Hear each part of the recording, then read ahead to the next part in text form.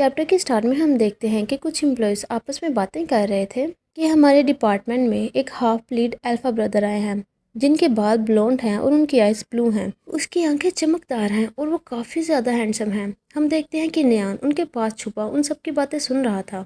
इसके बाद एक लेडी काफ़ी ज़्यादा ब्लश करते हुए बोलती है, उनके एक फ़िश टेल भी है और वो लिटिल अल्फा मरमन की तरह है। वो सब एक दूसरे के साथ गॉसिप करते हुए काफी ज्यादा एक्साइटेड फील करते हुए ब्लश भी कर रहे थे। हम देखते हैं कि नियान काफी ज्यादा गौर से उन सबकी बातें सुन रहा था। इसके बाद वो हमारे मरमन को याद करते हुए सोचता है, क्या लिटिल अल्फा मरमन, ऐसा लगता है कि तुम्हें दूसरों को समझने में काफी मुश्किल हो रही है। इसके बाद सीन दोबारा से उन्हीं एम्प्लॉयज की तरफ जाता है जिनमें से एक एम्प्लॉय काफी ज्यादा एक्साइटेड होते हुए बोलता है, वाओ, क्या तुम्हारे पास उसकी कोई पिक्चर है? जिसे सुनकर दूसरा एम्प्लॉय आंसर करता है, नहीं, मैं लेना चाहता था लेकिन मुझे पिक्चर लेने में काफ़ी ज़्यादा डर लग रहा था, इसलिए मैं ऐसा नहीं कर पाया। वो बहुत ज़्यादा कूल पर्सन है, यहाँ तक कि जब से वो आए हैं उन्होंने एक वर्ड तक नहीं बोला। मगर मैंने अभी अभी उन्हें कैफेटेरिया में देखा है, वो माइक्रोवेव के सामने अपना लंच बॉक्स लेकर खड़े हुए थे। इसकी ये बात सुनकर नियान स्माइल करते हुए मन में सोचता है, ऐसा लगता है कि तुमने माइक्रोवेव यूज़ करना सीख लिया है, क्यों ना मैं तुम्हें खुद देखूं कि तुम क्या कर रहे हो। इसके बाद हम देखते हैं कि नियान एक विंडो की रूफ टॉप के ऊपर बैठा होता है और मन में सोचता है, मुझे यकीन है कि तुम यही हो। वो ये सोच ही रहा था कि उसकी नज़र हमारे मरमन पर पड़ती है जो कि अपने लंच बॉक्स को ओवन से बाहर निकाल रहा होता है, जिसे देखकर नियान मन में सोचता है, चेयरमैन ने उसे एक मोबाइल भी दिया है। मैं ये गेस करके बता सकता हूँ कि उसने अभी तक उसे यूज़ करना नहीं सीखा होगा। ये सोचते हुए वो मैसेज टाइप करने लगता है। इसके बाद हम हमारे मरमन को देखते हैं जो कि अपने लंच बॉक्स को ओपन करता है, जिसे देखकर नियान सोचता है, ऐसा लगता है कि ये लंच करने लगा है। इसके बाद हमारा मरमन एक ब्रेड को निकालता है और काफ़ी क्यूट वे में उसे खाने लगता है, जिसकी ऐसी हरकतों को देखकर पास मौजूद एम्प्लॉय उसे देखते हुए काफ़ी ज़्यादा हैरान हो रहा होता है। खाने के बाद वो अलग से ऑमलेट को उठाता है और उसे खाने लगता है। इतने में हम देखते हैं कि उसके सेलफोन पर वाइब्रेशन होती है। इसकी वजह से हमारा मरमन काफ़ी ज़्यादा कंफ्यूज होते हुए इधर उधर देखने लगता है। थोड़ी देर बाद उसे ध्यान आता है कि ये तो मोबाइल फ़ोन की वाइब्रेशन है और वो अपने मोबाइल फ़ोन को अनलॉक करते हुए कुछ टाइप करने लगता है। नियान रूफटॉप पर बैठा मिरर से उसे देख रहा था और सोचता है, क्या तुम सच में मुझे कुछ सेंड करने वाले हो? इतने में हम देखते हैं कि नियान के मोबाइल फ़ोन पर मैसेज आता है, जिसे देखकर वो हंसने लगता है और बोलता है, लिटिल इडियट, तुम्हें सच में मोबाइल फ़ोन यूज़ करना नहीं आता। इसके बाद हम देखते हैं कि वहाँ कोई पर्सन आता है और बोलता है, अटेंशन पुलिस ऑफिसर्स, फ़ौरन इमरजेंसी मीटिंग के लिए आओ और प्लीज़ आप सब लोग अपनी नोटबुक्स और पेन अपने साथ लेकर आना। इसके बाद हम मीटिंग रूम का सीन देखते हैं। वो मीटिंग रूम टॉप फ्लोर पर था और उसकी रूफ टॉप भी कांच की थी। नियान उसके ऊपर खड़ा उन्हें देखते हुए बोलता है, मैं अपने लिटिल ओमेगा को हाई बोलना चाहता हूँ, जिसका आज काम पर पहला दिन है। इसके बाद वो काफ़ी ज़्यादा खुश होते हुए उस रूफ टॉप के मिरर पर बैठ जाता है। इसके बाद वो मछली पकड़ने वाली एक छड़ी को निकालता है और उसकी हुक में एक शॉपर को लगाते हुए नीचे की तरफ करने लगता है।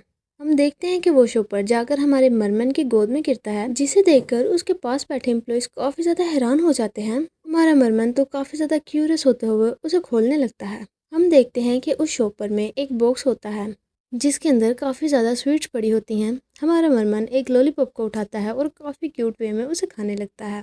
इसके बाद एक पर्सन मीटिंग रूम में एंटर होता है और उन सबके सामने आते हुए बोलता है, आप सब ने इन्फॉर्मेशन तो रीड कर ही ली होगी। इस टाइम हम एक सीरियल केस को इन्वेस्टिगेट कर रहे हैं जिसमें बहुत से लोग गायब होते जा रहे हैं। इस केस को हमने ट्रायंगुलर पिरामिड हाउस इंसिडेंट का नाम दिया है। जिसकी ये बात सुनकर नियान मन में सोचने लगता है, ये वही केस है ना जो आजकल इंटरनेट पर बहुत ही ज़्यादा वायरल हो रहा है। ऐसा कहा जा रहा है कि लियो नाम के एक डिज़ाइनर ने इस मिस्टीरियस पिरामिड को डिज़ाइन किया है, जो कि एस्केप रूम डिज़ाइन करने में काफ़ी ज़्यादा एक्सपर्ट है। उसने अपने एक फ़ैन को इस पैरामीटर में इनवाइट किया था ताकि वो इस पैरामीटर के डिज़ाइन को चेक कर सके। जो कोई भी उस पैरामीटर के अंदर गया वो बिना किसी सुराग के वहाँ से डिसअपेयर हो गया।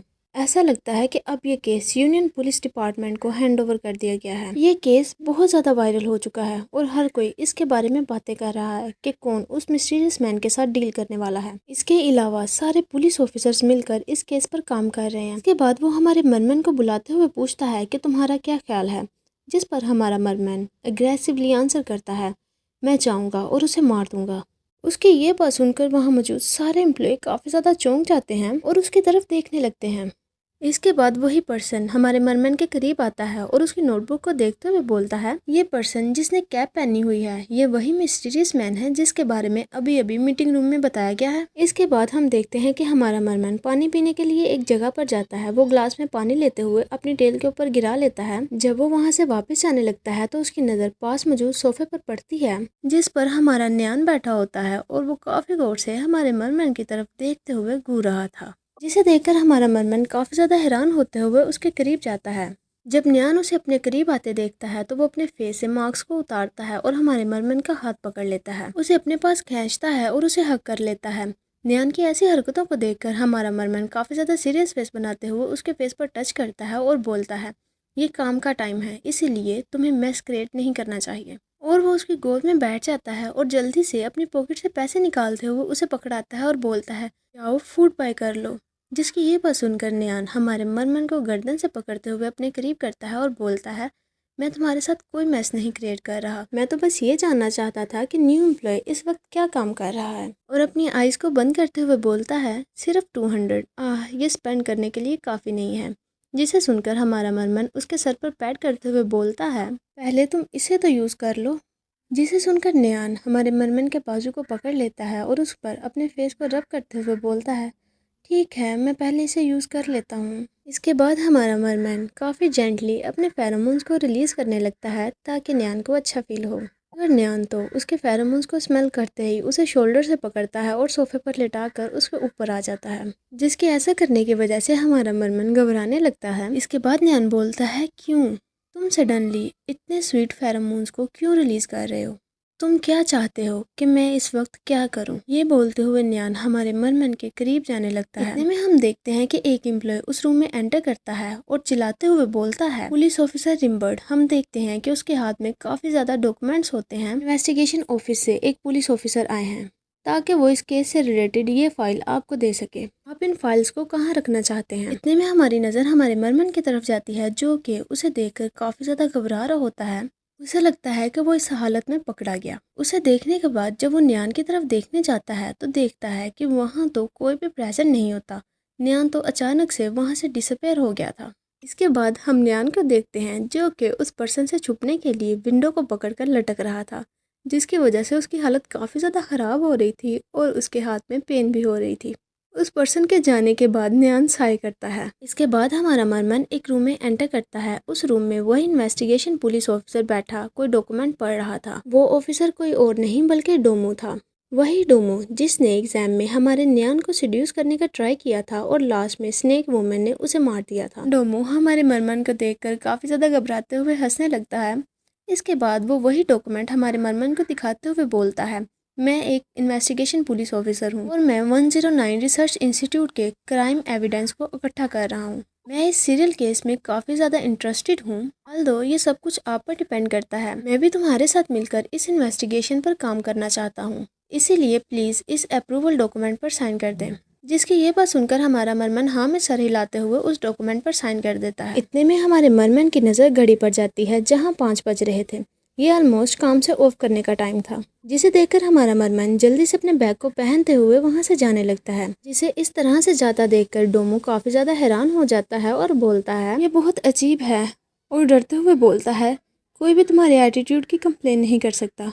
इसके बाद हमारा मरमन वहाँ से जाते हुए अपने कार्ड को स्क्रीन पर लगाता है जिस पर अनाउंसमेंट होती है, थिंक सक्सेसफुल, रिम्बर्ड ने आज बहुत ज़्यादा हार्डवर्क किया है। जिसे वहाँ से जाता देखकर एम्प्लॉयज़ विंडो से उसे देख रहे होते हैं और आपस में बातें कर रहे होते हैं, क्या ये सच में टाइम पर घर जाने वाला है? दूसरा एम्प्लॉय बोलता है, क्या ये सच में जाने वाला है?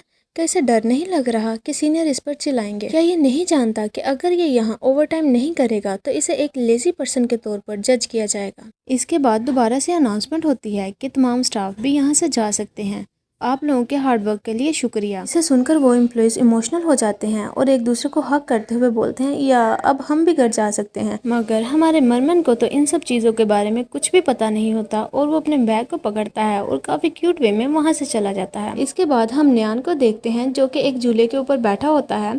छोटे बच्चे उसके पास खड़े होते हैं और रोते हुए उसे वहाँ से उठने का बोलते हैं, मगर न्यान बोलता है, मैं तो यहाँ से नहीं जाने वाला। वो हमारे मरमन को वहाँ से गुजरते हुए देखता है और अपने हाथ से वेव करते हुए उसे अपनी तरफ बुलाता है।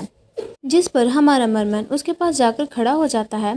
न्यान उसे अपनी गोद में बैठने का बोलता है, जिसे सुनकर हमारा मरमन भी उसकी गोद में बैठ जाता है। हमारे मरमन के बैठने के बाद न्यान स्विंग करने लगता है, जिसकी वजह से हमारा मरमन नीचे गिरने लगता है और वह बड़ी मुश्किल से खुद को संभालते हुए न्यान को ज़ोर से पकड़ लेता है और न्यान भी उसकी कमर से पकड़ते हुए बोलता है, चलो घर वापस चलते हैं। जिसे सुनकर हमारा मरमन काफ़ी ज़्यादा ब्लश करने लगता है। इसके बाद न्यान हमारे मरमन के फेस के बिल्कुल करीब आते हुए बोलता है, मैं सारा दिन इधर उधर फिरता रहा ताकि मैं तुम्हारा इंतज़ार कर सकूं। मुझे बहुत भूख लग रही है। इसके बाद वो हमारे मरमन के बालों में अपने हाथ को फिराते हुए बोलता है, क्या तुम मुझे घर ले जा सकते हो। हमारा मरमन उसके ऐसा करने की वजह से काफ़ी ज़्यादा ब्लश कर रहा होता है। इसके साथ ही ये चैप्टर यहीं पर एंड होता है। अगर आपको ये वीडियो अच्छी लगी हो तो इसे लाइक करें और मेरे चैनल को सब्सक्राइब करें। Thanks for watching. See you in the next video.